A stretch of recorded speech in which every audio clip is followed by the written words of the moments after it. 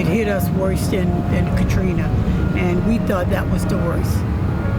And there's basically nothing to come back other than the 8 homes that was elevated in the community. There's some salvaging of those homes.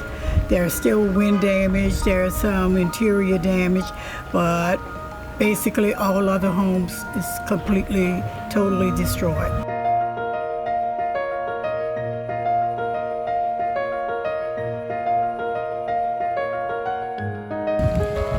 This side, maintenance shop.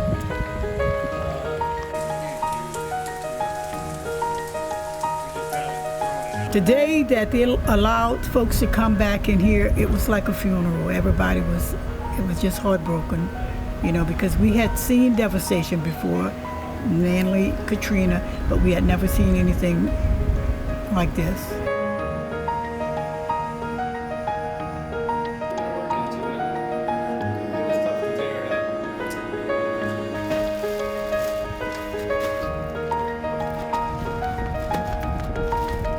It's really challenging us from a recovery standpoint, because many times if there's one community that suffers, then dozens could come to their aid.